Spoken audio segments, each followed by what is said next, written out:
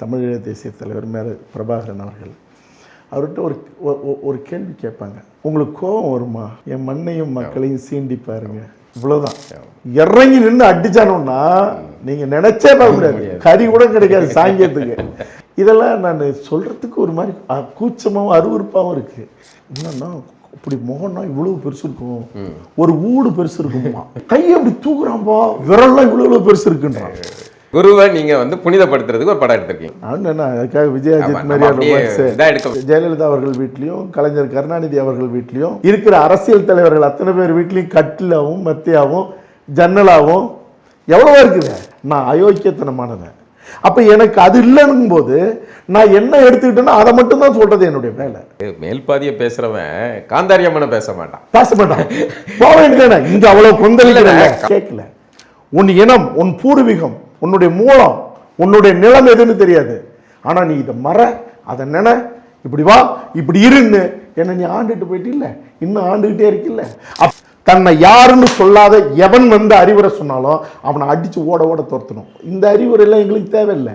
எங்க வள்ளுவன் சொல்லாத, எங்க வள்ளலார் சொல்லாத, எங்கள் அவ்வை சொல்லாத, எங்களுடைய தொல்காப்பியம் சொல்லாத, எங்களுடைய இலக்கியங்கள் சங்க இலக்கியங்கள் சொல்லாத அறிவுரை சொல்றதுக்கு இங்க எவனுக்கு அருகதை இருக்குது? எவன் வந்தாலும் அவன் பேச்சை கேட்கறதுனால இல்லை, புலேர்னு ஒரு அற விட்டுட்டு போட. லைன்ஸ் மீடியாவுக்கு நீங்கள் அளித்து வரும் ஆதரவுக்கு மிக்க நன்றி. தொடர்ந்து எங்களுடன் இணைந்திருங்கள். லைக் பண்ணுங்க, சப்ஸ்கிரைப் பண்ணுங்க, நண்பர்களுக்கு பகிருங்கள். நாம் இணைந்து பயணிப்போம். வணக்கம் நண்பர்களே. இன்றைக்கி நம்ம கூட உரையாடலுக்காக ஒரு அண்ணன் வந்திருக்காரு. அண்ணன் எப்போவுமே வந்து ஒரு நெருப்பாகவும் உணர்ச்சி புலம்பாகவும் இருக்கக்கூடியவர். அண்ணன் வா கௌதமன் அவர்களை நம்ம இன்றைக்கி சந்திக்கிறோம். வாங்க. வணக்கம் அண்ணா. வணக்கம். ரொம்ப பரபரப்பாக இருப்பீங்க, படம் வெளியாக இருக்கிற நேரம். இந்த சூழலில் எனக்கு நீங்கள் வந்து என் கூட உரையாடலுக்கு வந்ததுக்கு ரொம்ப நன்றி. படம் பார்த்தப்போ நிறைய விஷயங்கள் ஆச்சரியமாகவும் அதிர்ச்சியாகவும் இருந்தது. நம்ம உங்கள்லேருந்து போகலாம்.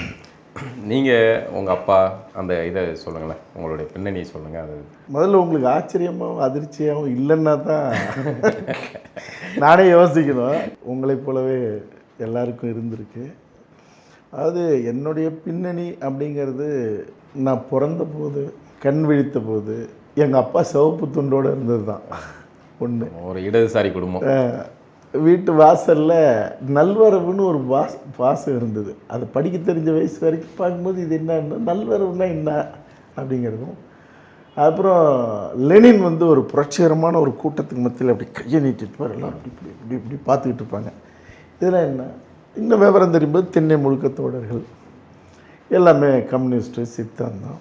வெளியே விளையாட போகும்போது என்னடா அவங்க அப்போ காலனிக்காரங்களாம் கூப்பிட்டு திண்ணையில் உட்கார வச்சுருக்கேன். காலனிக்காரங்களாம் யார், இது என்ன, எதுவுமே அந்த வயதில் தெரியாது. ஆக இப்படி தான் இந்த உலகத்தை நான் பார்த்தேன். அப்புறம் தோழர் தமிழரசன், புலவர் கலியபெருமாள், நானே பள்ளிக்கூடத்தில் தான் நானே போய் காதை தொட்டு சேர்த்துக்கிட்டேன். எங்கன்னா எங்கள் அப்பா தலைமுறை வாழ்க்கையாக இருந்தவர். இப்படி தான், இதான் இந்த இளமை பருவன்றது. ஊர் எந்த ஊர்னா? ஆக்கனூர் பாளையம், திட்டக்குடி, கடலூர் மாவட்டம். பூர்வீகம் அரியலூர் மாவட்டம், சோழன் குடிக்காடு, ஆர்எஸ் மாத்தூர் பக்கத்தில், 6 தலைமுறைக்கு முந்தைய.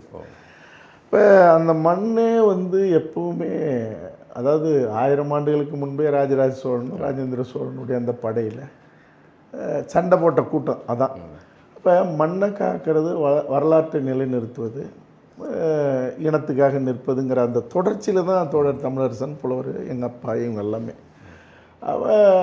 இப்படிப்பட்ட நிலையில் தான் சின்ன வயசுலேயே அடக்குமுறை, எங்கள் குடும்பத்துக்கும் அதிகார வர்க்கம் கொடுத்த தொந்தரவு, தமிழரசன் தலைமறைவாக இங்கே தான் இருக்காருன்னு, அதெல்லாம் இந்த வலி சுமந்த ஒரு வாழ்க்கை.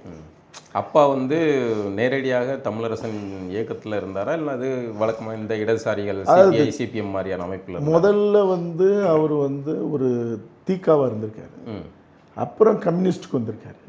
அதுக்கப்புறம் வந்து தோழர் தமிழரசனோட நெருங்கிய நண்பர். மிக முக்கியமான அல்லது தேவையான இதுக்கு மட்டும்தான் அவர் போய் தலைமுறை வாழ்க்கையில் இருந்தார் ஒழிய, மற்றபடி அவர் வந்து முழுக்க ஒரு ஆதரவு நிலை எடுத்து யார் வந்தாலும் தன் வீட்டில் பாதுகாக்கிற அல்லது தன் சார்பில் பாதுகாக்கிற ஒரு வேலையை தான் அவர் செஞ்சார். அதில் தான் எங்கள் குடும்பம் ரொம்ப பாதிக்கப்பட்டது. ஆக இதெல்லாம் வந்து அங்கே இருக்கும்போது தமிழரசன் அடித்து கொல்லப்பட்ட போது காவல்துறையினுடைய சூழ்ச்சியால் நான் 8வது படிச்சுக்கிட்டு இருக்கேன். அருணா சுவர்ஸ்னு ஒரு பள்ளிக்கூடம் அது. அவங்களுடைய பள்ளிக்கூடத்தில் நான் வந்து ஓவியம் வரைவேன். ஓவிய போட்டியில் கலந்துக்கிட்டேன். எங்கள் பள்ளிக்கூடத்துலேருந்து கூப்பிட்டு போயிருக்காங்க, நாட்டிய போட்டி, ஓவிய போட்டி, கட்டுரை போட்டுன்னு. அப்போ ஒரு மரத்து அடியில் உட்காந்து நான் ஓவியம் வரைஞ்சிக்கிட்டு இருக்கேன். எல்லாம் பிரித்து அங்கங்கே உட்கார வச்சுருப்பாங்க. கட்டுரை போட்டு ஒரு பக்கம் நடக்கும் இதில். அப்போ ஒரு 2 வாதியார் பேசிக்கிறாங்க. தமிழரசன் கேள்விப்பட்டிருக்கல, கம்யூனிஸ்டுக்காரர், தீவிரவாதி, அவர் அடித்த கொண்டு விட்டாங்களாம் பொன்பரப்பில்லைன்னு பேசுகிறாங்க. எனக்கு அதுக்கு மேலே வரைய முடியல, துக்கம் தொண்டை அடைக்குது. அதுக்கு முன்னாடி பெருசாக எங்கள் வீட்டில் பெரிய இழப்பு இல்லை. என்னை அறியாமலே, ஏன்னா நான் என்னை 7வது படிக்கும்போது விடுதியில் என்னை வந்து பார்த்துருக்காரு. அப்போ எங்கள் அப்பா உயிரே வச்சுருப்பார். எங்கள் அம்மா எப்போ வந்தாலும் அவருக்கு நடுராத்திரியில் வந்தால் கூட சோறு உடனே செஞ்சு அவர் அப்படி எங்கள் குடும்பம் பாதுகாத்து. அப்போ அந்த துக்கம் என்னால் தாங்கவே முடியல. எங்கள் அப்பாவும் தலைமுறை ஆகிட்டார். அப்புறம் வரும்போது நான் கேட்கும்போது துண்டு அப்படி வச்சுக்கிட்டு அழுதார் தெரிஞ்சு. அப்போ இதெல்லாம் அங்கே இருக்கும்போது அப்புறம் 4 வட்டத்தில் அப்படியே மறைஞ்சு போச்சு. சென்னை வந்ததுக்கு அப்புறம் மறுபடியும் ஈழத்தின் இழப்பு, வீரப்பன் தேடுதல் வேட்டையில் அங்கே நம்ம பெண்கள் நம்மளுடைய தமிழர்களை சுட்டு கொன்னது, வன்புணர்ச்சி செஞ்சது, இதெல்லாமே எனக்கு மறுபடியும் வந்து சின்ன வயசில் நான் பார்த்தது கேட்டது என்னால் தாங்கிக்க முடியாத அந்த பெரும் துயரம். நடுப்புற அது கரைஞ்சு போய் சென்னை வந்து ஒரு சில ஆண்டுகள் அப்படியே இந்த வறுமை போராட்டம், சினிமாவில் வர முடியுமா முடியாதா வாழ்கிறதுக்கான போராட்டம், அதில் அங்கங்கே பார்த்தா நெடுமறைய போராட்டம், இங்கே இப்படி ஈழத்துக்கான போராட்டம், இதெல்லாம் பார்க்க மறுபடியும் அது வேறு மாதிரி மனநிலை கொண்டு போயிடுச்சு. அப்போ தான் அது ஒரு பெரும் கோபமாக மாறிச்சு. அப்புறம் நான் செய்கிற படைப்புகளில் அது வந்தது, ஆவண படைப்புகளில் வந்தது, நேரடியாக ஐநா சபையில் போய் நிற்கிறது, லயோலா கல்லூரி மாணவர்களை திரட்டி பெரும் போராட்டங்கள், அதில் அடக்குமுறை, வழக்கு, சிறை, இப்படி எல்லாமே. ஆக இப்படி தான் இந்த புள்ளி காலம் அடித்து கொண்டு வந்து ஒரு பந்தை நிறுத்தி படையாண்ட மாவீராவில் வந்து நிற்கிறது. இப்போ அப்பா வடமலை, ஏன் அப்பா பேர், அவர் வந்து இடதுசாரி இயக்கத்திலேருந்து வர்றாரு, நீங்களும் அதே பின்புலத்தில் வர்றீங்க. தமிழரசன் மாதிரியான ஒரு தமிழ் தேசிய இனத்தின் ஒரு மாவீரன், அந்த பின்னணி அவங்க கூட நெருங்கிய தொடர்பில் இருந்திருக்கீங்க, அந்த குடும்ப பின்னணிலேருந்து வந்திருக்கீங்க. இப்போ உங்களுடைய படையாண்ட மாவீரா அப்படிங்கிற அந்த படைப்பில் அதில் சில காட்சிகள்லாம் காட்டியிருந்தீங்க. அவருடைய குருவுடைய அந்த பழி வாங்குறது, அவருடைய தந்தை வரலாறு, அதெல்லாம் உண்மையா? ஏன்னா நீங்கள் ஆரம்பத்தில் படைப்பை சொல்லும்போது இதில் உண்மையும் புனைவும் கலந்து எடுக்கப்பட்ட எல்லா படைப்புகளுமே அப்படி தான் எடுக்க முடியும். இல்லை, நிஜமாவே குருவுடைய இது வந்து அந்த ஒரு மரணத்துல இருந்து தான் தொடங்குதா? அந்த அதாவது தந்தையை கொன்றவரை பழி வாங்கி அந்த காட்டுற மாதிரி சூலாயுதம் அந்த கோவில் வாசல்ல. ஆமாம், எல்லாமே வந்து 100% உண்மை. அது நீங்கள் வெட்டி எடுத்து செதுக்கும் போது எப்படி ஒரு தங்கம் ஆபரணமாக இருக்கிறது இல்லை, அது ஒரு கட்டிய தூளா ஏதோ தான், ஒரு சட்டை துணியாக தான் இருக்கும். அது தைக்கிறதுக்கான ஒரு அலங்காரம் இருக்குல்ல. ஒரு மனிதன் அவனுடைய எல்லாத்தையும் நீக்கிட்டு பார்த்தா அவன் எல்லாரும் போலவுமே ஒரு உடல் தான், சதை தான். அப்போ அவன் எங்கெங்கே மாறுறான்றதுன்னா அவன் உடை, அவன் முடி வெட்டுறதும், அவனுடைய முகப்பூச்சம், அவன் போடுற ஆபரணங்களும் தான். அதுபோல தான் அந்த புனைவுங்கிறது. அதுபோல் சிறு வண்ணம் இருக்கலாமே ஒழிய மற்றபடி நீங்கள் நான் ஒன்றும் அதை அதிகமாக சொல்லணும்னு அவசியம் இல்லை. உங்களுக்கு சந்தனக்காடு படைப்பை பார்த்துருப்பீங்க, ஆட்டோ சங்கரை பார்த்துருப்பீங்க. அப்போ இதுக்கு முன்னாடி நான் 2 படைப்பை செஞ்சுருக்கேன். இந்த 2 படைப்பும் பார்க்குற பார்வையாளர்களுக்கு, அவன் எந்த சாதியாக இருக்கலாம், மொழியாக இருக்கலாம், இனமாக இருக்கலாம், அவனுக்கு இதயத்துக்கு நெருக்கமாகவும் மனசை துடிக்க வச்ச படைப்பு. இந்த படைப்பும் அதுபோல தான் உங்களை தாக்கியிருக்கும். நீங்கள் உண்மை இல்லாத எந்த படைப்பும் ஒரு மனிதனை தாக்க முடியவே முடியாது. நீங்கள் புனைவுங்கிறது வந்து உங்களை வந்து பரவசப்படுத்தலாம், உங்களுடைய ஆன்மாவை சிலிர்க்க வைக்கிறது இருக்குல்ல, கண்களை நனைய வச்சு கன்னத்தை ஈரப்படுத்தி இதயத்தில் வந்து விடறது இருக்குல்ல, அது சத்தியத்தில் இல்லைன்னா, அறம் இல்லைன்னா அந்த படைப்பு அது படைப்பாகவே வராது. ஏன்னா நீங்களும் ஒரு கலைஞன், ஓவியம், எத்தனையோ ஓவியம் படிச்சிருப்பீங்க. மனசுக்கு நெருக்கமாக சில ஓவியங்கள் மட்டும்தான் அடித்து நொறுக்கி உள்ளே பூந்து போயிட்டே இருக்கும், அதிகார வர்க்கத்தினுடைய உச்சி குடுமையாக ஆட்டும். அப்போ அதுதான் இப்போ நீங்கள் வந்து மிக முக்கியமாக குரு அவர்களுடைய அந்த இளமை பருவம் இருக்குல்ல, அது 11 வயசில் தன் தந்தையை பறி கொடுத்துட்டு அல்லது பழி கொடுத்துட்டு அவன் வளர்ந்து 21 வயசாகி அவங்க அம்மா சம்மதத்தின்படி தலையை வெட்டி சூளத்தில் சொருவுனது இருக்குல்ல, எந்த சூளத்தில் குத்துனானோ அந்த சூளத்தில். இப்போவும் போனால் அந்த ஊர் பக்கம் யாரை கேட்டாலும் அந்த வரலாறு சொல்லுவாங்க. அந்த வரலாறுல தான், அந்த சம்பவத்தில் தான் குருங்கிற பேரை ஏறக்குறைய வட தமிழ்நாடு முழுக்க அந்த காலகட்டத்தில் அந்த அரியலூர், தென்னார்காடு மாவட்டம் இந்த பகுதியெல்லாம் இருக்குல்ல, கும்பகோணம், இந்த பகுதி எல்லாமே பெரும் பரபரப்பானது. அந்த படத்தில் காட்டுற மாதிரியான அவங்க தந்தை வந்து எல்லா சம்பவங்களோடையும் சேர்ந்து பயணித்து ஒரு இடதுசாரியாக இருந்ததுனால தான் கொல்லப்பட்டார். நீங்கள் ஒன்றும் இல்லை, இப்போ கூட நீங்கள் சொல்லுவாங்களே கிராஸ் செக் அப்படின்வாங்களே, தமிழரசனுடைய நண்பர் ஜெயராமன் இவருடைய அப்பா என்னுடைய தந்தைக்கும் பழக்கமானவர். ஏன்னா இவங்க எல்லாருமே அந்த சரௌண்டிங் தானே. தவிரவும் குரு அவர்களும் ராமதாஸ் ஐயா போய் ஒரு ஒரு ஒரு ஒரு சில நாட்களில் அவரை நேரடியாக வீட்டில் போய் சந்தித்து அழைக்கலைன்னா தமிழ்நாடு விடுதலை படைக்கு போகிறது தான் குரு அவர்களுடைய திட்டம். இதை இப்போவும் மக்கள் தொலைக்காட்சி ஒரு பேட்டி இருக்கும், குரு அவர்களை நீங்கள் சர்ச் பண்ணி தேடி போனீங்கன்னா அவர் சொல்லுவார், தன் வாயாலே சொல்லுவார், முடி ரொம்ப கம்மியாக மொட்டை அடிச்சதா என்னன்னு தெரியல, அதில் சொல்லுவார், நான் தமிழரசன் விடுதலை படையில் தோழரோட போய் சேர்றதா இருந்தேன், ஆனால் ஐயா அதுக்கு முன்னாடி வந்து என்னை கூட வா அப்படி இந்த சமூகத்தில் அப்படின்னு உடனே நான் ஐயா வீட்டுக்கு வந்து கூப்பிட்டாரு, ஐயாவை எனக்கு பிடிக்கும், நான் ஐயா கூட வந்துட்டேன், இல்லைன்னா நான் என் பாதம் மாறி இருக்கும், என் பகுதியில் மறுபடியும் வந்து பெரிய நக்சலைட் கூட்டமே இந்த மண்ணுக்கான ஒரு பெரும் பெரும் சம்பவங்கள்லாம் நடந்திருக்கும் அப்படின்னு சொல்லி அந்த ஒரு அழைப்புல வரலாறு மாறி இருக்காது. அதான் அது வரலாறு எப்படி வேணாலும் திரும்பும் தானே. அப்போ நீங்கள் வந்து அந்த அந்த வரலாறு நான் சொல்கிறது இப்போ படைப்பாக சொல்லியிருக்கேன். இரா சரவணன் கத்துக்குட்டி அவர் ஜூனியர் வீடில் ஒரு தொடரை எழுதினார். நான் அந்த தொடரை காட்டித்தான் சென்சார் வாங்கினேன், இல்லாட்டுமே எனக்கு சென்சார் படத்துக்கே கிடைக்காம போயிருக்கும். விகடனில் கேட்ட உடனே கொடுத்தாங்க. நீங்கள் பார்த்தீங்கன்னா நன்றி ஆனந்த விடன் போட்டதுங்கிறது அதுக்கு தான். அப்போ உண்மை இல்லாத நான் இந்த படைப்பை தொடவே இல்லை. அப்புறம் ஒரு படைப்பாளியாக இந்த மண்ணுக்கும் மக்களுக்கும் என்ன சொல்லணுமோ அதை மட்டும்தான் நான் சொல்லணும்னு நினச்சேன். அதுதான் இந்த படைப்பை. ஏன்னா அப்புறம் 2.5 மணி நேரத்தில் நீங்கள் நினைச்சதெல்லாம் சொல்ல முடியாது, எல்லாரும் எதிர்பார்க்கறதெல்லாம் சொல்ல முடியாது. ஆனால் நாம சொன்னது நாம சொன்னது அவனுக்கு ஒரு நிறைவை தரணும். அந்த நிறைவை கொடுத்த நிறைவு எனக்கு இருக்கு. அப்புறம் எனக்கு கௌதமன் அப்படின்னா வந்து உடனடியாக நினைவுக்கு வர்றது வந்து பார்த்தீங்கன்னா கிண்டி மேம்பாலம். அது எப்படி அது எப்படி யோசிச்சு பார்த்தாலும் எனக்கு இப்படி ஒரு ஐடியாவே எவன்டா எப்படி அதாவது மேம்பாலத்தில் போய் உட்காரலாம், இது பண்ணலாம், ஆர்ப்பாட்டம் பண்ணலாம், முன்னாடி இது பண்ணலாம், படுத்து கூட வரலாம், சாமி இது கூட பண்ணலாம் நம்ம. ஆனால் அதுக்கு பூட்டு போடணுங்கிற ஐடியா எப்படி வந்தது? அதை இன்னும் வழக்கு முடியல, தெரியல எனக்கு ஒன்றும் அது வந்து இல்லை.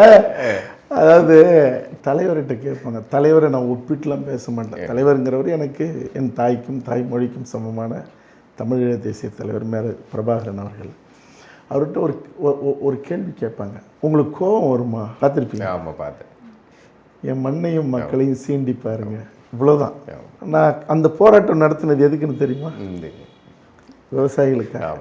புதிய வேளாண் கொள்கை இருக்குல்ல, அந்த கொள்கையை எதிர்த்து, நீட்டை எதிர்த்து. நாங்கள் உயிராக நேசிக்கிற இந்த மண்ணில் வாழற எங்களுடைய தமிழர் குடிகள், தஞ்சை விவசாயிகள், தஞ்சையில் விளைஞ்ச தரணிக்கே சோறு போடலாங்கிற ஒரு பேர் இருந்தது. இன்னைக்கு அவனே குடிக்க கஞ்சி இல்லாமல் எலிக்கறி பிடிச்சி தின்னுட்டு, ஒரு கட்டத்தில் அதுவும் முடியாமல் எந்த வயலில் அவன் பயிரிட்டு அவன் உட்காந்து கொண்டாடி அவன் வந்து ஒரு அழகான வாழ்க்கை வாழ்ந்தானோ, அதே அந்த காவேரி தண்ணியை மறுத்த நிலையில் வறண்டு பிளந்து கிடக்கிற அந்த பூமியை பார்த்துட்டு எந்த நிழலில் உட்காந்து சோறு திம்பானோ அந்த மரத்தில் தூக்கு போட்டு பல பேர் செத்து இனி வந்து இந்த மண்ணை காப்பாற்ற முடியாதுங்கிற அந்த நிலை இருக்குல்ல, அது என்னால் தாங்கிக்க முடியல. அதுமாதிரி நீட்டுக்காக எங்கள் வீட்டு பிள்ளைகள் அனிதாவிலிருந்து எண்ணற்றவர்கள் சாகும்போது எல்லா இடத்துலையும் போய் நின்னோம். அதிகாலை 6 மணிக்கே அவங்க வீட்டில் போராட்டத்தை தொடங்கி இன்னும் வழக்கு பிடிவரன்லாம் போட்டது, செந்தரை கோர்ட். ஆக யாருக்கிட்ட நான் கேள்வி கேட்குறது? எவனை கேட்டாலும் நாங்கள் போராடுறோம், நாங்கள் கடிதம் எழுதியிருக்கோம், யார் ஆட்சிக்கு வந்தாலும். இங்கேருந்து டெல்லி அந்த காலம் மாதிரி யுத்தம் செஞ்சு தான் ஜெயிக்கணும்னா ஒரு பெரும் படையை கூட திரட்டிட்டு போவோம், இல்லை வேறு என்ன வேணாலும் செய்யறதுக்கு தயாராக இருக்கும். ஆனால் இந்த உலகத்துக்கு தெரியப்படுத்தணும், இந்த மண்ணில் இருக்கிறவனுக்கு, குறிப்பாக இளைய தலைமுறைக்கு அவனுக்கு ஒரு கோபத்தை, ஒரு வேகத்தை உண்டு பண்ணும்.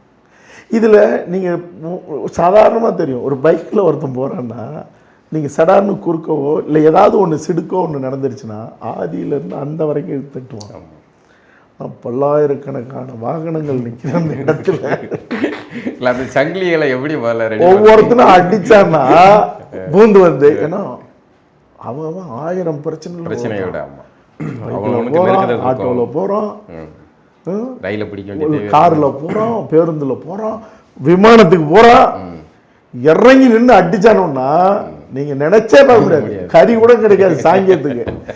ஆனா செத்தாலும் பரவாயில்லன்னு தான் நின்னது. அவனே அப்புறமா இருந்தாலும் சரி. நீங்க திரும்ப திரும்ப கேட்குறீங்க, ஏன்னா அதைத்தான் அவன் ஆமணமா வச்சிருக்கான் எல்லாத்தையும் சேர்த்து அந்த சங்கிலிய. நீங்க உண்மையான அன்பும் பற்றும் வச்சு பாருங்க. கத்தி பேரா மட்டும் இல்லை, எதுவாக இருந்தாலும் அந்த இடத்துல மறித்து நின்று இந்த இனத்துக்காக உரிமை மீட்கிறது இருக்குல்ல, அது வரும். இல்லை, வரலாறு நீங்கள் தொடர்ந்து உங்களை கவனிச்சிருக்கேன். எல்லா இடங்கள்லையுமே நீங்கள் வந்து தமிழின போராட்டம், ஜல்லிக்கட்டு போராட்டம் இல்லை ஆரம்பித்து, மதுரைக்கு போய் நின்று சண்டை போட்டு அங்காடி வாங்குறதுல ஆரம்பித்து, தூத்துக்குடிக்கு போகிறது இப்படின்னு எல்லா இடங்களுக்குமே பயணம் செய்கிறீங்க. அது சமரசம் இல்லாமல் நீங்கள் வேலை பார்க்குறீங்க. அதே மாதிரி இன்னொரு பக்கம் வந்து ஒரு சாதியின் அடையாளமாக வந்து அதுக்குள்ளே சுருங்கி போகிற மாதிரியான ஒரு தோற்றமும் இருக்கும் அப்படிங்கிற மாதிரி. இல்லை, அது ஒரு குரு அவர்கள் மீது கட்டமைக்கப்பட்ட ஒரு பிம்பத்தை போல. அதை உடைக்கிறது மட்டும் இல்லை, உண்மையை சொன்னாலே உடஞ்சி போயிருந்தா அதை. சரி, எப்படி பார்த்தாலும் நான் யாருங்கிறது என்னை விட என்னை வீழ்த்தணுங்கிறவன் தான் பிம்பப்படுத்துகிறான். இப்போ பிறக்கும்போதே எங்கள் வீட்டு திண்ணையில் சமதர்மத்தை நிலைநாட்டினதை நான் கண்ணால் பார்த்தேன். அனிதா வீட்டில் நான் நின்னதை விடவும், தூத்துக்குடியில் காந்தாரியம்மன் சிலையை வைக்கிறதுக்கு அடிக்கல் நாட்டுறதுக்கு போன போது கைது செய்யப்பட்டதும், எத்தனையோ என்னுடைய பட்டியலின சகோதரன்களை, என்ன சொல்கிறது, இளைஞர்களை பிஹெச்டியிலேருந்து அவன் டாக்டரேட்லேருந்து அவனை படிக்க வைக்கிறதுக்காக அல்லது எங்களுக்கு சீட்டு கொடுக்க மறுக்கிறாங்க அப்படிங்கும்போது நேரடியாக போய் பிரசிடென்சி கல்லூரியிலையும் பச்சையப்பன் கல்லூரியிலையும் பல்கலைக்கழகத்திலையும் நேராகவே இதெல்லாம் நான் சொல்கிறதுக்கு ஒரு மாதிரி கூச்சமாகவும் அருவருப்பாகவும் இருக்குது. எனக்கு யாராக இருந்தாலும் நான் தான் சொல்கிறேனே, எந்த பிள்ளையாக இருந்தாலும் சளி ஒழுக நின்றுதுன்னா அந்த பிள்ளைய மூக்கை சிந்தி விட்டுட்டு அதை தூக்கி கொஞ்சம் கொண்டாடுகிற அந்த மனநிலை எனக்கு எப்போ உண்டு. சரி, எப்போ என்ன சாதி வரியனா கட்டமைக்கிறாங்க? ஜெய்பீமில் ஏண்டா செய்யாத தப்புக்காக குருவை வந்து கூட்டிகிட்டு வந்து நிறுத்துவீங்க? அவன் செஞ்சவன் வேற சாதிடா. நீ சொன்னது கூட தப்பு இல்லைடா, நீ சொன்னதுனால நீ சொல்லிவிட்டு போயிட்டடா காசு பார்க்கறதுக்கு. அருகருகா வாழ்ந்துகிட்டு இருக்கிறேன், பல்லாயிரக்கணக்கான ஆண்டுகளாக பக்கத்தில் சகோதரனா உறவா அன்பா வாழ்ந்துகிட்டு இருக்கிற வன்னியரும் பட்டியல் சமூகத்தும் அடிச்சுக்கிறானுடா. சொல்லுங்க, பட்டியல் சமூகம் இல்லை, நம்ம சொல்லும் போது அதை கூட ஒரு காரணமா இப்ப சொல்லுவாங்க. அப்போ இவங்க அடிச்சுக்கிறாங்கடா. உனக்கு என்னடா உரிமை இருக்கு? எல்லை தாண்டி வந்து படைப்பு செய்யலாம்டா, இந்த மொழிக்கு எனக்கு சம்பந்தம் இல்லாத ஆளா இருந்தாலும். ஆனால் எல்லை தாண்டி வந்து என் மண்ணில் எப்படா நீ கலவரத்தை மூட்டுவன்னு காலாகாலமாக சொன்னது மட்டும் இல்லை, தமிழரசன் பேசி போராடினது மட்டும் இல்லை, எங்கள் அப்பா நின்று நிலைநாட்டினது மட்டும் இல்லை, நானும் நின்று அந்த இடத்துல இருந்தால் நான் வந்து ஏன்டா இந்த தப்புன்னு நான் கேட்குறேன். நான் இப்போ கேட்கும்போது எல்லாத்துக்கும் கேட்டப்போ நான் சாதி வெறி இல்லை. வன்னியர் சமூகத்தை ஏன்டா இப்படி கலவரப்படுத்துறீங்க? தமிழ் குடியில் அது ஒரு பெருங்குடிடா, அவனை நீ கூனி குறுக வைக்க நாளைக்கு இந்த மண்ணுக்காக நிற்கிறதுல அவன் ஒதுங்கிவிட்டானா யாருக்குடா இழப்பு? உங்களுக்கு கலவரம் பண்ணுறதே நோக்கமாக இருக்குது. இந்த நான் ரொம்ப காலமாக அதுக்கு நியாயம் கேட்டதே இல்லை. வன்னியர் சமூகத்துக்கு ஏதாவது நியாயம் கேட்டால் எங்கே சாதியமாக சொல்லிவிடுவானோன்றதுக்காக ஒதுங்கி இருந்தேன். சரி, அதுக்குன்னு இருக்கிறவங்க இருக்காங்க, அவங்க பேசுவாங்கன்னு. ஒரு கட்டத்தில் என்ன எங்கே போனாலும் கேள்வி கேட்குறான், எதுலடா பிறந்த நீன்னு கேட்குறான். சரி, நீ கேட்கறதுனா கேட்டுட்டு போ. நீ நியாயம்தான் கேட்குறவன்னா எல்லாருக்கும் கேட்குற மாதிரி எங்களுக்கு கேட்கணும்ல. அந்த கேள்வியை நம்ம எப்படி தப்புன்னு சொல்ல முடியும்? சரி, நான் இருக்கிற சினிமாவில் இருந்துக்கிறதுனால இப்போ நான் கேட்டது நான் கூடுதல் பொறுப்பு இருக்கு. அப்போ நான் கேட்கும்போது சரி நீ என்ன சொல்கிற, ரைட் சொல்லிட்டு போ. நான் அதோட நான் கேட்டேன், தப்புன்னு சொன்னேன், விட்டுட்டேன். ஞானவேல் சவால் விட்டுருக்காரு ஒரு இடத்துல, ரவுடி தாதாவன் காடுவெட்டி குரு வேணும்னா இவன் தான் எனக்கு வீரப்பனை எடுத்த ஆளு தானே, எடுக்க சொல்லுங்க அப்படின்னு சொல்லும்போது தான் ஒரு கட்டத்தில் உண்மை வரலாறு தெரியும். அவருக்கும் எனக்கும் உறவுக்காரர் ஒன்று, என் மேலே என் படைப்பு மேலே சந்தனக்காடில் ரொம்ப நேசிப்பானவர் அவர். ஒரு கட்டத்தில் என்னன்னா எங்கே வந்து ஒரு கார்னர் பண்ணி நிறுத்தப்படுறேன். சரி, இப்பவும் ஏன் இந்த ஒரு ஞானவேல் சவால் விட்டதுக்காக இந்த படைப்பு செய்யணுமா? அப்படி என்ன அதில் அது ஒரு நியாயமான காரணமா? அண்ணா இல்லை, அவன் வாழ்ந்த வாழ்க்கை உன்னதமான வாழ்க்கை. அவனை விட அவங்க தகப்பனோட தாத்தன், இவங்கெல்லாம் வாழ்ந்த வாழ்க்கை இதுரா. வெள்ளைக்காரன் காலகட்டத்திலே 60 ஒன்றை கையில் வச்சுக்கிட்டு 5 அறிவு படித்த ஆடு மாடு வாயை வச்சு தண்ணி குடிக்கிது குளத்தில், 6 அறிவு படித்த மனுஷன் குளிக்கக்கூடாது, தண்ணி எடுக்கக்கூடாது. என்னடா நியாயம் இது? வாங்கடா, தடுக்க எவன் வந்தாலும் 2 துண்டமாயிருவீங்கன்னு ஐயனார் மாதிரி ஆலமரத்தடியில் உட்கார்ந்தான்னு சொல்றது இருக்குல்ல, அது அறமானது. இந்த சமூகத்தில், தமிழ் சமூகத்தில் பிறந்ததே நான் பெருமையாக நினைக்கிறவன். ஒரு போர்க்குடி, மண்ணை காத்த கூட்டம், அதில் ஒருத்தன் இப்படி இருந்திருக்கான். அப்போ இந்த வரலாறை சொல்வதன் மூலமாக ஒரு புதிய வரலாற்றை உருவாக்கணும். பிரிஞ்சு கிடக்கிற, பகமையாக கிடக்கிற இந்த சமூகங்களுக்கு ஒரு புத்தி வரணும். அவன் எவனாக இருந்தாலும், எந்த 2 பக்கத்தில் இருக்க எவனாக இருந்தாலும் அழுக்கும் குப்பையும் இருந்தால் அதை அழிக்கணும், எரிக்கணும், சாம்பலாக்கணும். அப்போ நீங்கள் எந்த குடிகளை தப்பாக சொல்கிறானோ அந்த குடியிலேருந்து தான் ஒரு வரலாறு எடுத்து சொல்லி இதுக்கான எதிர்ப்பை, கசப்பை, அந்த குப்பையை எதிரிகிட்ட இருந்தாலும் எரிக்க வேண்டியது இருக்கு, அவன்கிட்ட இருந்தாலும் தகர்க்க வேண்டியது இருக்கு. அப்போ நான் செஞ்சாக வேண்டிய கட்டாயம். அந்த படைப்பு வந்து நல்ல படைப்பு அது. அதில் ஆனால் அந்த சம்பவத்தில் எங்கே முரண்பாடு வேண்டியிருக்குன்னா, அந்த பின்னாடி அந்த காலண்டர் வைக்கிறதுக்கும் அந்த பெயர்கள் குறிப்பிடுறதுக்கும். ஏன்னா அந்த சம்பவம் நானே சொல்லியிருக்கேன், அற்புதமான படைப்பு. அந்த கொலை வந்து, அந்த கொலை செஞ்சது இந்த சமூகமா இருந்தா கூட நீங்க அதை வைக்கிறதுல நியாயம் இருக்கு, ஏதோ ஒரு வகையில சொல்லலாம். அப்ப கூட ஆனா அந்த சமூகம், பாதிக்கப்பட்ட சமூகத்துக்கு துணையா இருந்த சமூகம் இது. அதுதான் இன்னும் பெரிய இது. இந்த சமூகத்துல மட்டும் இல்ல, வரலாறு நான் வாசித்தது வரைக்கும் வன்னியர் சமூகத்துல இருந்து வர்ற தமிழரசனாகட்டும், புலவர் கலியவர்ம ஆகட்டும், இல்லை பல முன்னணி தோழர்களாகட்டும், எல்லாருமே வந்து இந்த கலையெடுப்பு பணியில முன்னணியில் இருந்திருக்காங்க. தமிழர் குடிகளுக்காக ஒற்றுமையா நின்று சண்டை செஞ்ச ஒரு சமூகமா இருந்திருக்கு.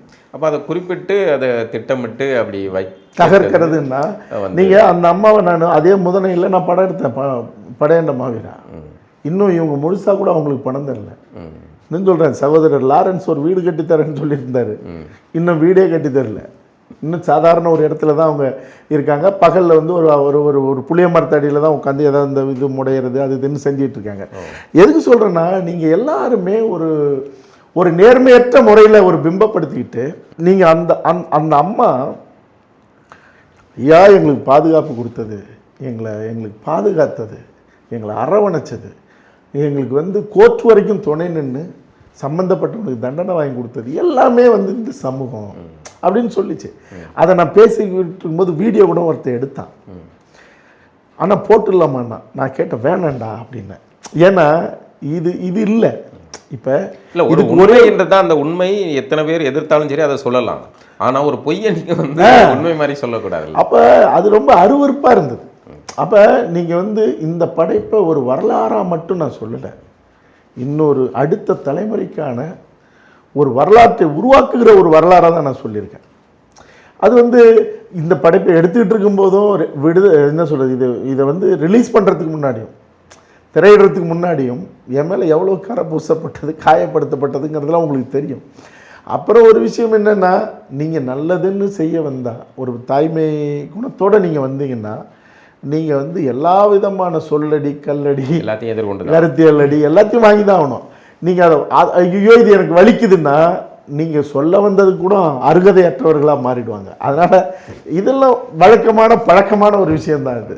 அப்புறம் அந்த படத்தில் ஒட்டுமொத்தமாக நீங்கள் நடிச்சிருக்கீங்க. எனக்கு அது வந்து இப்போ சொல்லிடுறேன், அதை விமர்சனமாக இருந்து நடித்தேன்.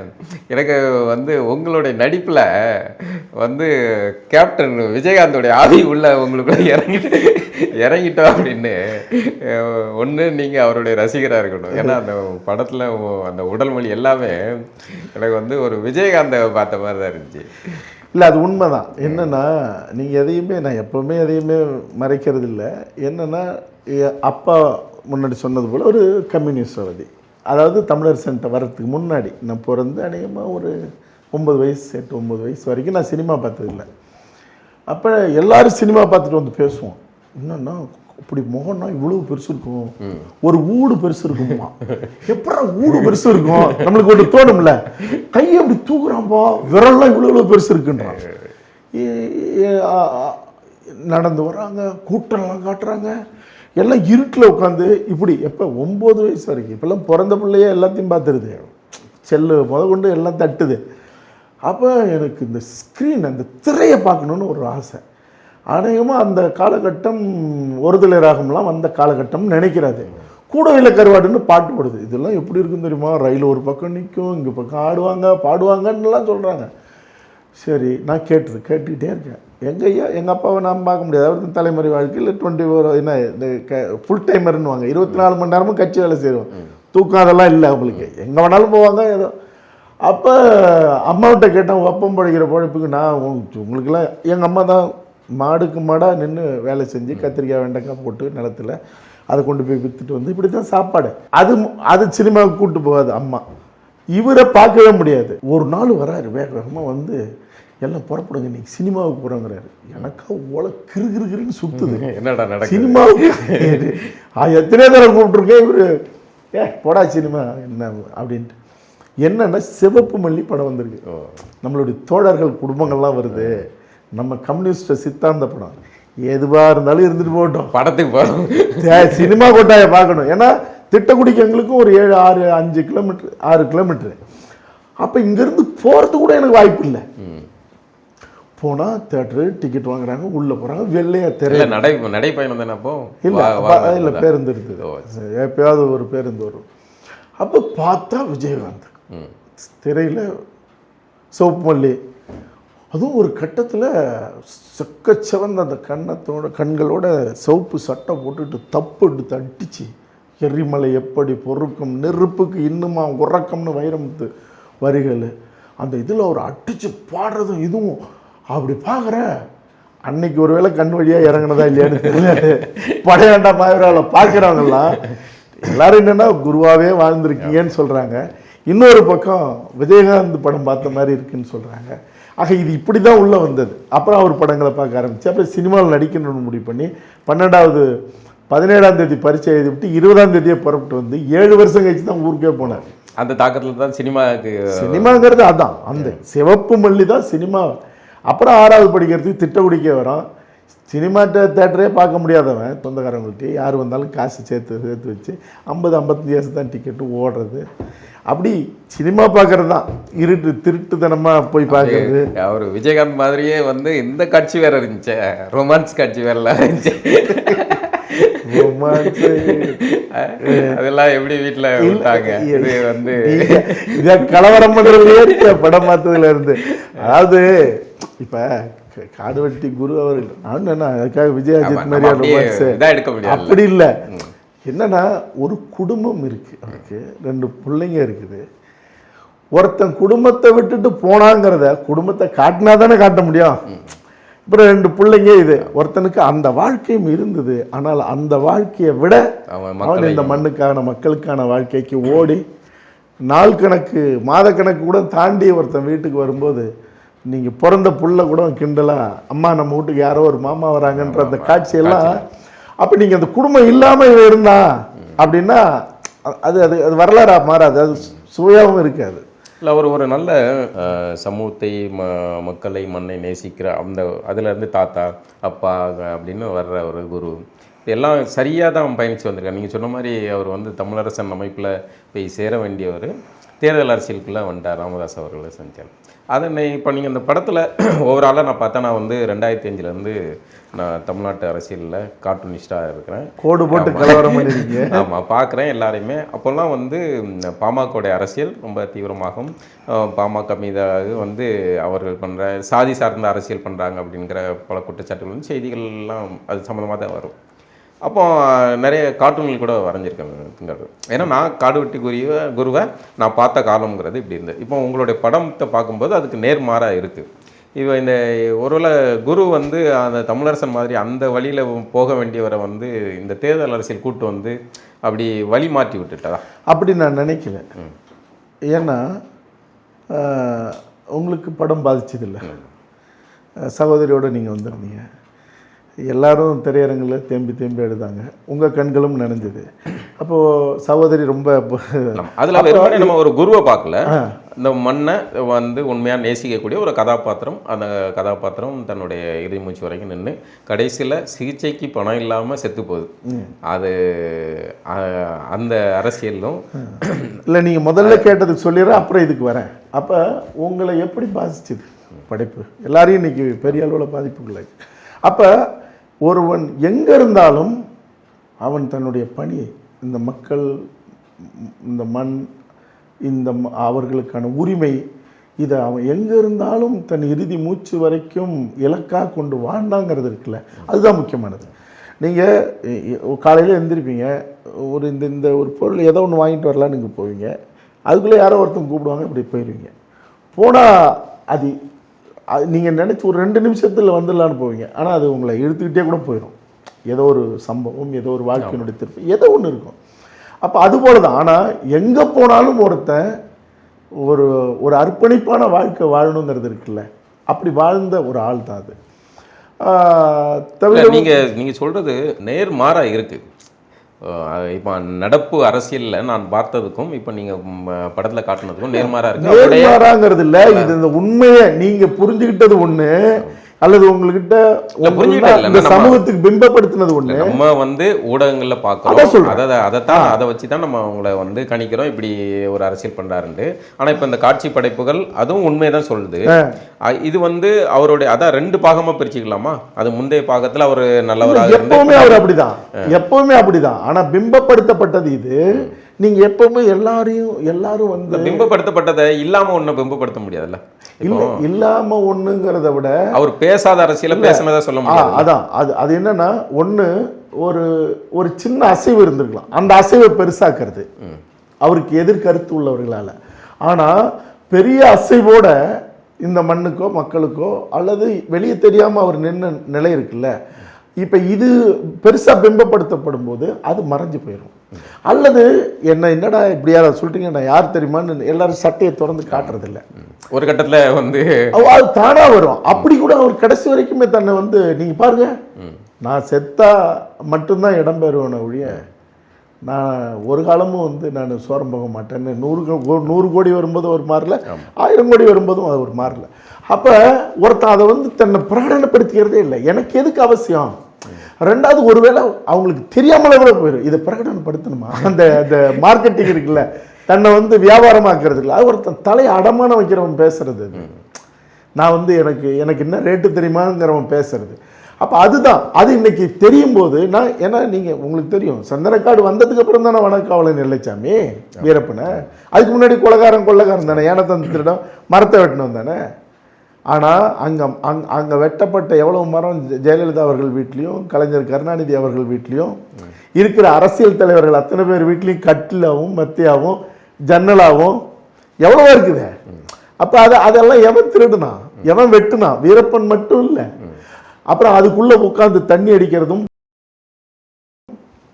தீர்ப்பு சொல்றவங்கள்ல இருந்து, அமைச்சர்கள்ல இருந்து, அதிகாரிகள்ல இருந்து எல்லாருமே அங்க. அதுக்காக மொத்த பேருன்னு நான் சொல்ல மாட்டேன். சில அயோக்கிய கூடாரங்கள் அங்க போய் டென்ட் போட்டு உட்காந்துட்டு மானியம் பண்ணி சுட்டு அப்படியே அங்க தின்னுட்டு குடிச்சிட்டு இருக்கிற கூட்டம்லாம் இன்னைக்கு இருக்குது. அப்ப நீங்க வந்து உண்மையை சொன்னதுக்கு பிறகுதான் வெளியே தெரியுது. இதுவும் நீங்க கீழடி போலதான். நீங்க வந்து கீழடின்னா எல்லாம் தேடிக்கிட்டே இருக்காங்களா, எங்க போக்கு எங்கேயாவது ஒரு இடத்துல தோண்டும் போது ஏதோ ஒன்று கிடைக்கும், இங்க இருக்குன்னா போய் தோன்றது இருக்குல்ல, அப்படித்தானே. இன்னும் வெளியே தெரியாத நம்மளுடைய நாகரிகங்களும் எச்சங்களும் நம்மளுடைய உன்னதங்களும் இந்த மண்ணில் புதைஞ்சு கிடக்குது, அல்லது மறைக்கப்பட்டுக்கிட்டு இருக்கு, அல்லது இன்னும் மண்ணில் மட்டும் இல்லை வெளியவும் தோண்டி எடுக்க வேண்டியது எவ்வளோ இருக்குல்ல. அப்போ இது காலத்தால் ஒரு நேரத்தால் நீங்கள் சொல்கிறது சரிண்ணா. காலத்தால் காடுவெட்டி குரு அந்த ஆரம்ப காலகட்டம் சரியாகவே இருந்திருக்கும். நீங்கள் சொல்கிற மாதிரி அவர் ஒரு இடதுசாரி மனநிலையில் அவர் எல்லா தமிழ் கொடிகளையும் இணைச்சி பயணிக்கிற அந்த மனநிலையில் தான் பயணிச்சிருப்பார். இந்த தேர்தல் அரசியலுக்குள்ளே வந்து அவர் வந்து சாதி அரசியலுக்குள்ளே சிக்க வைக்கப்பட்டு அப்படி தள்ளப்பட்டார். எனக்கு அந்த படத்தை வந்து நீங்கள் நிகழ்காலத்தை எடுக்கலை, இந்த அவருடைய இப்போ உள்ள இதை பதிவு பண்ணல, அவருடைய இன்னொரு புனிதமான ஒரு தோற்றத்தை நீங்க பதிவு பண்ணியிருக்கீங்க, சரிதானே? அதுக்கு பின்னாடி அவர் மீது போதுமானதா எனக்கு தெரிஞ்சது இல்ல. எனக்கு அதை கேட்க வர்றதை நான் புரிஞ்சுக்கிறேன், நேரடியாக நான் சொல்லிடுறேன்.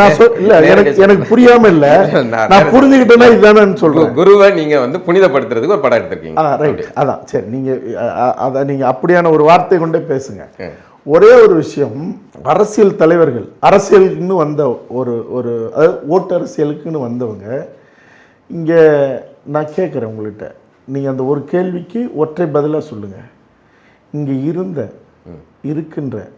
இருக்க போகிறத விட்டுருங்க, இருக்கிற தலைவர்கள் அத்தனை பேரும் புனிதமானவர்களா? இல்லை இல்லை இல்லை, எல்லாருக்குள்ளேயும் கருப்பு வெள்ளை பக்கங்கள் இருக்கு இருக்கு. இப்போ வேற ஒரு தலைவரை வேற யாராவது படம் எடுத்தாலும் அவன் நாயகனாக வச்சு படம் எடுக்கிறான்னு வைங்க, எவனுமே அந்த கருப்பு பக்கத்தை சொல்ல போறதில்ல.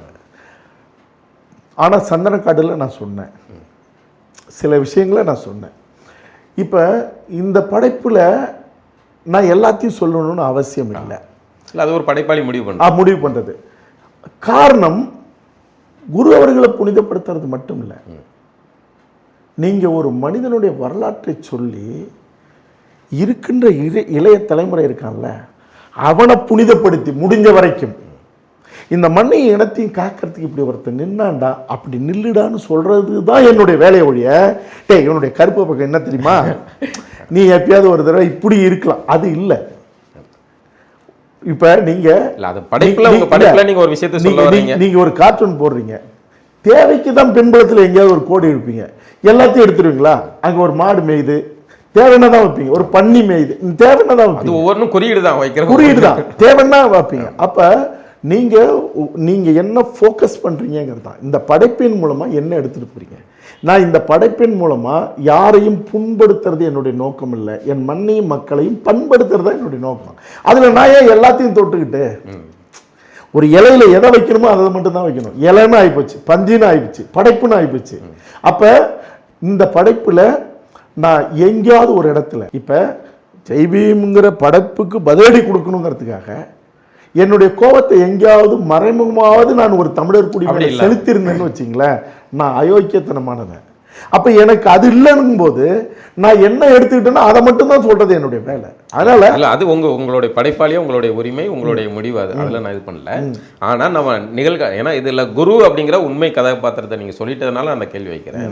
அப்படி ஒரு ஏன்னா ஆச்சரியமா இருந்துச்சு எனக்கு, உண்மையிலே சொல்றேன். நான் குருவை நான் ஒரு கார்ட்டூனிஸ்டா பார்த்து அந்த செய்திகள் அடிப்படையில் அவரை வரைஞ்சதுக்கும் இந்த உங்க படத்துல நான் பார்த்ததுக்கும் நேர் எதிராக இருந்துச்சு. இந்த மனுஷனாயாடா இப்படி மாறிட்டாரு. அப்போ இந்த தேர்தல் அரசியல் இந்த சாதி அரசியலே 2 இனக்குழுக்களை பிரிச்சு அதுல விளையாண்டதுல குருங்கிற ஒரு நல்ல மனுஷன் சொல்லி முடிஞ்சு போனார் அப்படிங்கிற ஒரு சந்தேகம் சொல்லி முடிச்சிட்டாங்க. ஆனாலும் நீங்க செத்து போனதுக்கு அப்புறமும் தமிழ் சமூகத்துல ஒரு சினிமாவுடைய மோகத்தோட இருந்த ஒரு கதாநாயகனாக எல்லாரும் மனசுக்குள்ளே இறங்கின எம்ஜிஆருக்கு இன்னமும் நினைவு நாள் கொண்டாடுறாங்க. அப்புறம் ஒரு தமிழன் ஒரு விஞ்ஞானியாகவும் ஒரு ஜனாதிபதியாகவும் இருந்ததுனால அப்துல் கலாம் கொண்டாடினாங்க. இன்னும் யாரையாவது ஒரு 2 பேரை சொல்லலாம். ஆனால் செத்து இத்தனை ஆண்டுகள் கழிச்சும் இன்னைக்கு குரு அவர்களுடைய பிறந்த நாளாக இருந்தாலும் இறந்த நாளாக இருந்தாலும் இன்னைக்கு குருவை கொண்டாடுற வன்னியர் சமூகம் இருக்குல்ல, நீங்கள் எங்கே பார்த்தாலும் குலசாமிங்கிறான். அவர் பேரை சொன்னால் 5 நிமிஷம் கை தட்டுறான். யார் பேசினாலும் அடுத்த வார்த்தையை பேசுறதுக்கு தடுமாற வேண்டியது இருக்குது. அப்போ நீங்கள் அந்த அறம் சுமந்த அந்த வாழ்க்கை இருக்குல்ல, உள்ளார்ந்து வாழ்ந்த இருக்குல்ல, அது அவருக்கானது மட்டும் நான் சொல்லவே மாட்டேன். இந்த படைப்பு படைச்சோன்னா அவங்க அப்பா ஜெயராமனுக்கும் அவங்க தாத்தா ரத்னசாமிக்கும் மிஸ்டர் படையாச்சிங்கிற ரத்னசாமி பேரையே அவரை மிஸ்டர் படையாச்சின்னு தான் சொல்லுவாங்க. அப்போ அந்த வார்த்தை நீங்கள் யோசிச்சு பார்த்தீங்கன்னா அவங்க தாத்தாவும் நான் சொல்றது சாதியமா தூக்கி நிறுத்துறதுக்காக இந்த வார்த்தையை சொல்லி நான் புலகாங்கிதமா ஒருவேளை நான் பேசுறேனோ அப்படின்லாம் பின்னாடி பின்னூட்ட கூட்டம்லாம் இருக்கும். ஆனா ஒருத்தனை மிஸ்டர் படையாச்சின்னு சொல்றாங்கன்னா வெள்ளக்காரங்க காலகட்டத்திலே என்னடா சாதின்னு ஒருத்தர் நின்று இருக்கான்னா அது எவ்வளவு பெரிய விஷயம்.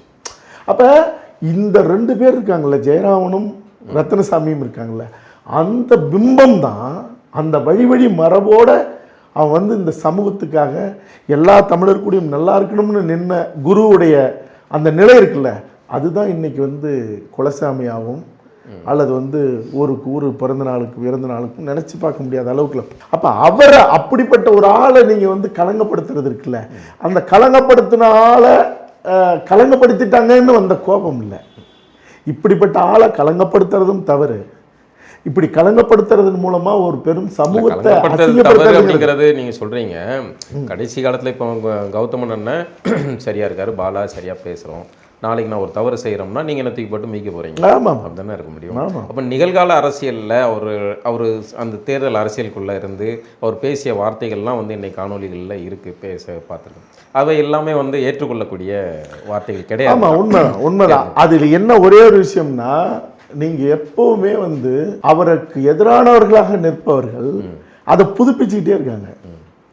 ஆனால் அவர் செஞ்ச நல்லதெல்லாம் இருக்குல்ல, அதை வந்து நல்லதுகள் என்னைக்கும் பேசப்படாது. வெள்ளை தாளில் இருக்கிற ஒரு கருப்பு புள்ளி தான் வந்து உடனடியாக இல்லை. அது அந்த குற்றச்சாட்டுக்கு, அதான் நான் முன்னாடி சொன்னது போல எந்த தலைவனும் இங்கே யோக்கியம் இல்லைங்கிறது போல, நீங்கள் அதை வச்சு மட்டும் இல்லை, அவர்கள் என்ன நிலையில் நின்னாங்க இறுதி வரைக்கும் உள்ளார்ந்துங்கிறது இருக்குல்ல, அதுதான் இங்கே முக்கியமாகப்படுது. தவிரவும் அந்த மாதிரி கருப்பு பக்கங்களை அவங்க பகிர்றதுல நான் ஒன்றும் அதுக்கு எதிரானவங்களாம் இல்லை. அது அவங்களுடைய உரிமை. அது அவங்க படைப்பு கூடவும் அவங்க செய்யலாம். நான் இதில் கூட ஜெய்பீமில் கூட அந்த சம்பந்தப்பட்ட அந்த கொடூரமான காவல்துறை அதிகாரி இந்த சமூகத்தவனாக இருந்தால் கூட வச்சிருக்கலாங்கிறது. ஆமாம், அது சரிதான். ஆனால் அப்படி இல்லாத போது அவருக்கு குரு பெயரை வச்சது இருக்குல்ல, இப்படியான ஒரு வரலாறு கொண்ட ஒரு மனிதன், அந்த கோபம் தான். அதனால அது அவங்களுடைய உரிமை. படத்துலையும் நீங்கள் வந்து ராமதாஸ் அவர்களை வந்து ஒரு 2-3 காட்சிக்கு வந்துட்டு போகிறாரு, அதோட அவரை முடிச்சிடுறீங்க. அதே சமயம் அப்படி முழுமையாக காட்டணும் அப்படின்னா ராமதாஸ் அவர்கள் குருவுக்கு ரொம்ப முக்கியத்துவம் கொடுத்துருந்தாரு, அவரை வந்து அழகு பார்த்துருந்தாரு அப்படிங்கிறத காட்சிப்படுத்திருக்கணும். அப்படி இல்லை, அது எதுவும் வருத்தத்தினால அப்படி இல்லை. யாருக்கு வருத்தம்? உங்களுக்கு. எனக்கு என்ன வருத்தம்? இப்போ ஒரு படத்தில் 65 காட்சிகள், 65 காட்சியில் நான் ஒரு 3 காட்சியில் அவரை கொண்டு வரேன். அப்போ ஒரு படம் நான் குரு அவர்களை பற்றி எடுக்கிறேன், நான் ஏதாவது மருத்துவரை குறையா சொல்லியிருக்கேன்னா? இல்லை. அப்போ காட்சி வச்ச வரைக்கும் கதைக்கு என்ன தேவையோ அதுதான் வைக்க முடியும். 65 காட்சியில் குருவுடைய வரலாறு சொல்லணும். கதையில் பாடல்களே ஒரு 20 நிமிடத்தை ஆக்கிரமிச்சுக்கணும். சண்டை ஒரு 20 நிமிடத்தை 25 நிமிடத்தை அதை புரிஞ்சுக்கிட்டோம்னா, அப்போ உங்களுக்கு தனிப்பட்ட வகையில் வந்து எனக்கு ஒன்று நான் கேட்கறது என்னன்னா, குரு அவர்கள் இப்படி ஒரு நல்ல ஒரு தமிழினத்துக்கான எல்லா ஒருங்கிணைப்பையும் செஞ்சு அப்படி ஒரு பயணித்து வந்தவர், கடைசியில் இந்த தேர்தல் அரசியலில் பேசிக்கி அவர் வந்து சுருங்கி போனாரோ அப்படிங்கிற வருத்தம் இருக்கு அவங்களுக்கு? இல்லை, எனக்கு அதை வந்து வருத்தம் இல்லைன்னு சொல்கிறதுக்கு, வாழ்ந்த மனிதர்கள் அவங்களுடைய விருப்பத்தோடு போகும்போது நான் எப்படி அதை வருத்தம் நான் ஜட்ஜ்மெண்ட் சொல்கிறதுங்கிறது சரியாக இருக்காது. ஒன்று. ரெண்டாவது, அவரை ஒரு சாமானியமாக ஒரு ஊரில் இருந்தவரை அவரை கொண்டுட்டு வந்து அவரை வந்து ஒரு கட்டமாக மேலே எடுத்துகிட்டு வந்து ஒரு வன்னியர் சமூகத்துக்கே தலைவராக தான் அவர் வச்சார். இவர் அடையாளம் காட்டி தான் அவருக்கு அவ்வளோ பெரிய பேர். அப்போ அவர் வந்து இவர் குறைவாக வந்து அவரை ஒரு நிலையில் வச்சுருந்தாருன்னு சொல்ல முடியாது. ஏன்னா இன்னைக்கு இந்த படைப்பு எடுக்கிற அளவுக்கு வந்திருக்குதுனாவே அவர் வழியாக ஒவ்வொரு கட்டமாக கொண்டுட்டு வந்தது தான்.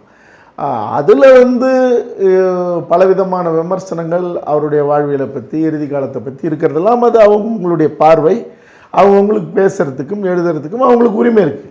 நான் முன்னாடி சொன்னது போல் நான் வந்து இதில் மருத்துவர் அவர்களையோ அன்புமணி ராமதாஸ் அவர்களையோ அல்லது இந்த கதையில் அல்லது இந்த வரலாற்றில் குவாடுவெட்டி குரு அவர்களுடைய பழகினவங்க வேறு யாரையுமோ நான் வந்து யாரையும் அவர்களை என்ன அளவோ அதுதான்.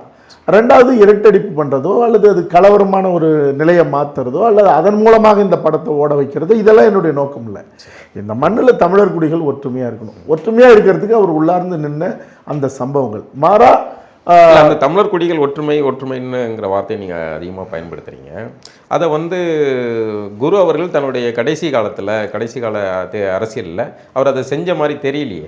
இல்லை, அதான் உங்களுக்கு தெரியாமல் இருந்திருக்கலாம். ஏன்னா இந்த பிம்பப்படுத்தப்பட்ட இந்த நிகழ்வு, அவர் பேசின பேச்சு இதெல்லாம் வச்சுக்கிட்டு அவரை வந்து சகட்டு மேனிக்கு அடித்தது.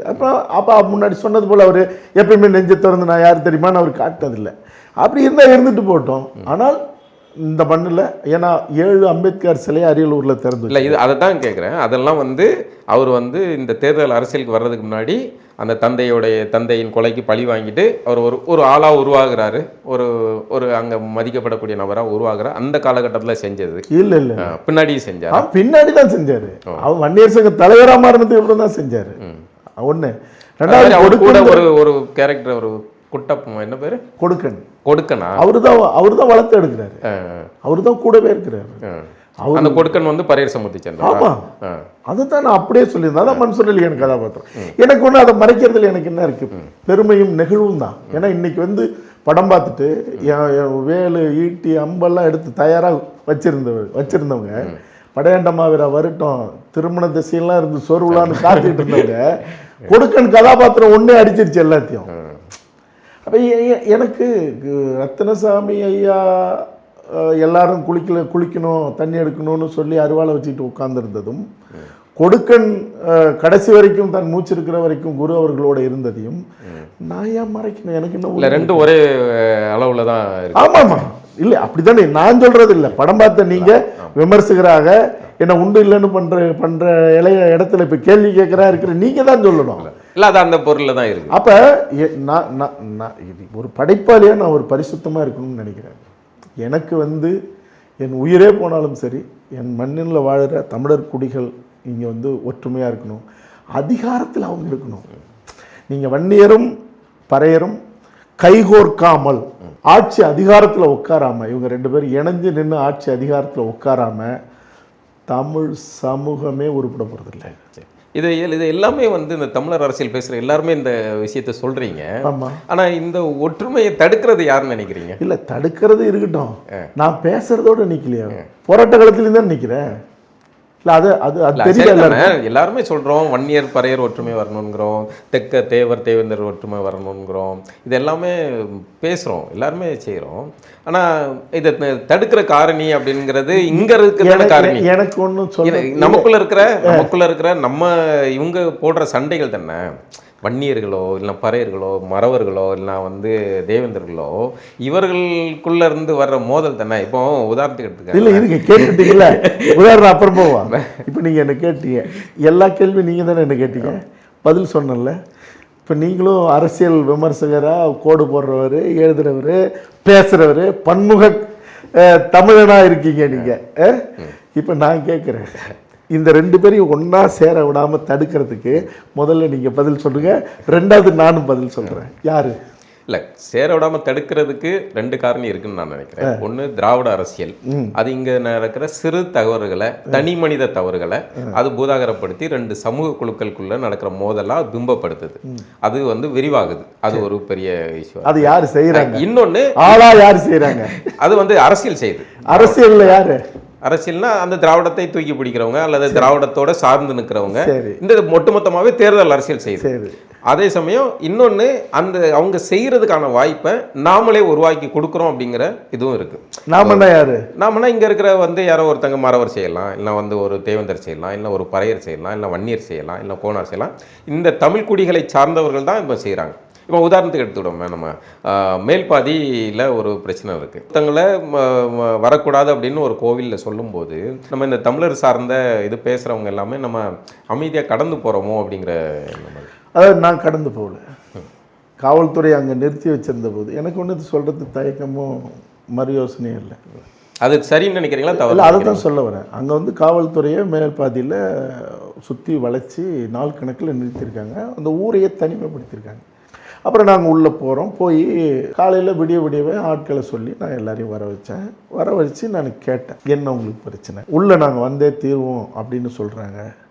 தவிரவும் அன்னைக்கு அந்த பிரச்சனை நடக்கிறப்ப ஒரு பையன் குடிச்சிட்டு அவன் ஒரு அலைபேசி எடுத்துக்கிட்டு நான் உள்ளே போகிறேன் பாரு அப்படின்னு லைவ் போட்டுக்கிட்டு போனான்.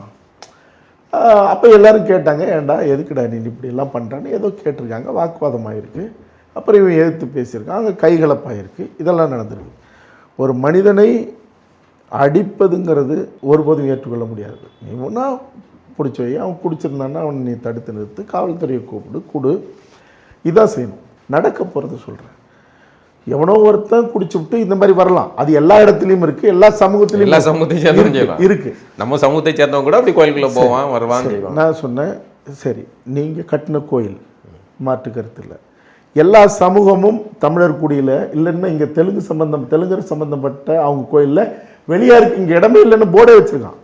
நான் சொல்கிறது இதெல்லாம் இருந்துட்டு போட்டோம், அருகருக அவங்க வாடுறாங்க, அவங்க கேட்குறான், நாங்கள் கும்பிடணுன்னு கேட்குறாங்க. உங்கள் சாமி சக்தி உள்ள சாமின்னு அவன் கேட்கும்போது ஏன் நீ குறிப்பிட்ட ஒரு காலம் ஒரு நேரம் ஏன் நீங்கள் அதுக்கு இசையக்கூடாது, ஏன் நீங்கள் அதை அனுமதிக்கக்கூடாது? நான் பேசுகிறேன். நாளைக்கு என்ன நடக்கும்னா, உங்களுக்கு 2 பேருக்கும் சம்பந்தம் இல்லாத ஒரு ஆள் உள்ளே பூஜை பண்ணுவான், நீங்களே இருந்தாலும் வெளியே தான் நிற்கணும். ஒருவேளை அரசாங்கம் இல்லை இது வந்து வழக்குக்கு வந்துருச்சு, ஒரு கோயிலுக்குள்ள விடமாட்டேன்னு சொல்றது தீண்டாமை அப்படின்னு அவங்களையும் கொண்டு வந்து நிறுத்த தான் போகுது. ஏதோ ஒரு நேரத்தில் நிறுத்தும். அப்படி நிறுத்தினா நீங்க 2 பேரும் வெளியே நிற்பீங்க, உள்ள வேற ஒருத்தர் வந்துடும். இதான் நடக்க போது பாருங்க. என்ன இப்போ அதான் நடந்துகிட்டு இருக்கு. நான் என்ன சொல்றேன்னா, இது சரி இப்படி சொல்றதுனால என்ன, உள்ள விடணுங்கிறீங்களா விடக்கூடாதுங்கிறீங்களா அப்படின்னு பளிச்சுன்னு நேரடியா கேட்குற பார்த்துக்கிட்டு இருக்கிறவனே கேட்பான். அதுவும் சரியானது தான். அது நான் அதில் வலுவெல்லாம் முடியாது. எல்லா இடத்துலையும் எந்த கோயிலையும் யாரும் விடுறதில்லை. இன்னும் சொல்ல போனால் பட்டியல் சமூகத்தில் இருக்கிற குலசாமி கோயிலையும் இன்னொரு பட்டியல் சமூகத்தை விட மாட்டாங்க. இப்போ ஆனால் இந்த மண்ணினுடைய அதாவது தமிழ் இனத்தினுடைய மூத்த குடியாக தமிழ் குடி இருக்கு. உலகத்திலேயே மூத்த குடின்றது. அந்த மூத்த குடியில எண்ணிக்கையில் பெருங்குடி. எல்லா இடத்துலையும் வன்னியர் சமூகம் எல்லா தமிழர் குடியையும் அரவணைக்கிற இடத்துல இருக்கணுங்கிறது தான் என்னுடைய ஆசை. கேட்குறேன்னா, ஆனால் கூடவே அரசாங்கம் இதை ஒழுங்குபடுத்தணும். உடனே அதிரடியா கதை உள்ள போ செய், இது வந்து வன்மத்தை கூட்டுமே ஒழிய இது வழிவகுக்காது. அதுக்கு தான் நான் போய் என்னன்னா, இப்படி நடந்தா நீ என்ன செய்வேன்னு கேட்டேன். இப்பவும் அந்த இளைஞர்கள் எங்கள்கிட்ட, அண்ணா நீங்க சொன்னீங்க, நம்ம பரிசீலனை பண்ணியிருக்கலாம்னு அவன் சொல்றான். அப்ப இந்த மாற்றம் இருக்குல்ல, இந்த யோசனை இருக்குல்ல, இது முக்கியமானது. ஆனால் அதே நேரத்தில் அரசாங்கம் வந்து எங்களுக்கு சட்டம் இருக்கு, நாங்கள் உடைச்சிட்டு உள்ள போகணும் லைவ் போட்டுட்டு போறது இருக்குல்ல, அதுவும் கலவரத்தை உண்டு பண்றது. அதுல பொன்முடி மாதிரியான சமூகங்களுக்கு இடையில புரிதலை உருவாக்குறதுக்கான காலம் எவ்வளவு இதாகும்? இல்ல அதுக்குதான் நான் படையண்டமாக செஞ்சேன். அப்பா 45 வருஷத்துக்கு முன்னாடி ஊருக்குள்ள இடம் கொடுத்து வீடு கட்டிக்கினாரு. எவ்வளவு என்ன அவருக்கு பிறந்தவராக நாங்கள் எவ்வளவு துன்பப்பட்டாலும், அனிதா வீட்லையும் தூத்துக்குடியில் காந்தாரியம்மன் சிலையை நிறுவ போனதுலையும், அப்ப இதெல்லாம் என்ன இந்த மாற்றத்துக்கான அடிப்படை தானே. அப்ப நீங்க வந்து அப்படி மாற நினைக்கிறவன, நீங்க வந்து பட்டியல் சமூகத்தில் இருக்கிற ஒரு சில என்ன சொல்றது நேர்மையற்ற ஊடகவியலாளர்லாம் என்னை வந்து எல்லாரையும் நான் சொல்ல மாட்டேன், என்னை எவ்வளவு ஒரு இனத்தனமானவன்லாம் என்னை எப்படி என்னை வந்து அசிங்கப்படுத்தினான். அப்ப நான் கேட்கிறேன், நான் இப்போ நான் தம்பியை தான் நினைக்கிறேன், என்கிட்ட அப்படித்தான் பழகினாம. நான் காந்தாரியம்மன் கோயிலுக்கு செலவைக்க போய் கைதாகி வர்றவனை கூட்டிட்டு வந்து வச்சு நீ சாதி வரியன்னு 43 நிமிஷம் ஒரு பேட்டி எடுத்தான்னா நீங்க பாருங்களேன் என்ன வன்மம். அப்ப நீனு இப்பதான் யோசிக்க வைக்குது. நீ என்னுடைய நுணுக்கமான இன்னொரு அரசியல் இருக்கு. மேல்பாதிய பேசுறவன் காந்தாரியம்மனை பேச மாட்டான் போக வேண்டியதானே. இங்க அவ்வளவு கொந்தளிக்கல. காந்தாரியம் எப்ப நடந்தது? தமிழர்கள்ல நடந்தது. 4 பறையர்களை வெட்டி கொண்டு மிக கொடூரமான மோசமான முறையில் அந்த கொலை நடந்திருக்கு. இன்னைய வரைக்கும் அந்த கோவில்ல அங்க வந்து சிலை வைக்கப்படல.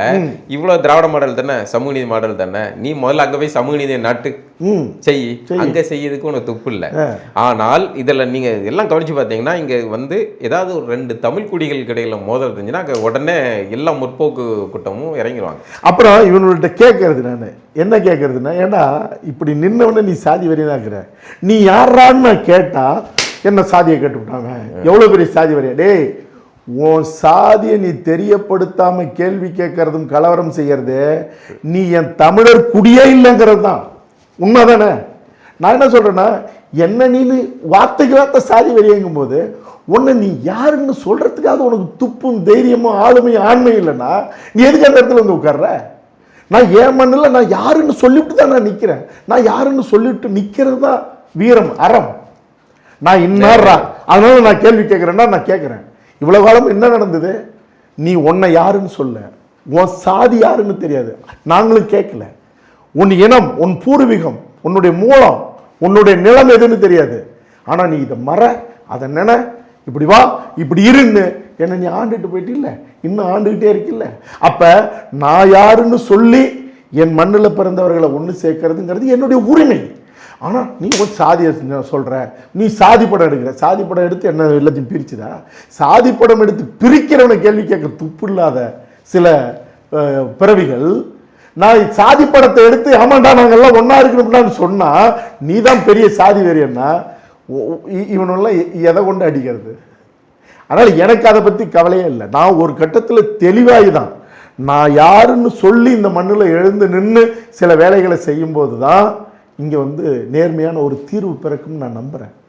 நீங்கள் இப்போ சொல்கிறேன், தமிழர் குடிகள்கிட்ட ஒன்று சொல்கிறேன், எவன் ஒருவன் தன்னை மறைச்சிக்கிட்டு அவனுடைய பூர்வீகம் என்ன, அவனுடைய பின்புலம் என்ன, இன்னும் சொல்லப்போனா அவன் சாதி என்னன்னு தெரியாத இங்க சமத்துவம் பேச வர அத்தனை பேருமே இந்த மண்ணை அடிமைப்படுத்தி இந்த மக்களுடைய உரிமையை பறித்து இந்த மண்ணில் போடுற நம்ம விதைய திங்கிற புழு இருக்குல்ல, அந்த புழுவை விட மோசமானவனா அவனை நம்ம பார்த்து முடிவு செய்யலைன்னா இன்னும் தமிழர் நிலத்தினுடைய உரிமை, கலை, கலாச்சாரம், பண்பாடு, வரலாறு, வரைபடம், கல்வி, வேலைவாய்ப்பு, வாழ்வியல் அத்தனையும் முடிச்சு கட்டிட்டு போயிடுவான். தன்னை யாருன்னு சொல்லாத எவன் வந்து அறிவுரை சொன்னாலும் அவனை அடிச்சு ஓட ஓட துரத்தணும். இந்த அறிவுரைலாம் எங்களுக்கு தேவையில்லை. எங்க வள்ளுவன் சொல்லாத, எங்க வள்ளலார் சொல்லாத, எங்கள் அவ்வை சொல்லாத, எங்களுடைய தொல்காப்பியம் சொல்லாத, எங்களுடைய இலக்கியங்கள், சங்க இலக்கியங்கள் சொல்லாத அறிவுரை சொல்றதுக்கு இங்க எவனுக்கு அருகதை இருக்குது? எவன் வந்தாலும் உனக்கு புத்தி இல்லைங்கிறது முதல்ல. உங்களுக்கு அறிவே இல்லடாங்கிறது, உங்களுக்கு வரலாறே கிடையாது, உங்களுக்கு வரலாறே இல்லடாங்கிறது, உங்களுக்கு நாங்க தாண்டா கோமணம் கட்டி விட்டாங்கிறது, உங்க நிலத்தை வளத்தெல்லாம் நாங்க தாண்டா பாதுகாத்தோம். சரி, நாங்க தெருவில் நிக்கிறோம், உனக்கு மட்டும் ஸ்வீஸ் வங்கியில் 1000 கோடி 5000 கோடி 1 லட்சம் கோடி இருக்குது, உலகம் பூரா தொழில் பண்ற, எனக்கு அறிவுரை சொல்ல வந்தா உனக்கு நீ நீ நீ நீ வந்து 1000 தலைமுறைக்கு சொத்து சேர்த்து வைப்ப, உன் அறிவுரை கேட்டுவிட்டு அடுத்த வேலை சோத்துக்கு இல்லாத நான் நிக்கிறதா? அதனால முகவரி அற்றவன், வரலாறு அற்றவன் எவன் வந்தாலும் அவன் பேச்சை கேட்கறதுனால இல்லை, புலேர்னு ஒரு அறை விட்டுட்டு போடா, எனக்கு வரலாறு இருக்குடா, எனக்கு வாழ்க்கை இருக்குடா, எனக்கு எங்களுடைய சங்க இலக்கியங்கள் இருக்குடா, எங்களுக்கு தெரியும் போ அப்படின்னு சொன்னா மட்டும்தான் இனிமேல் தமிழினம் உருப்படும். ரொம்ப நன்றி. நன்றி.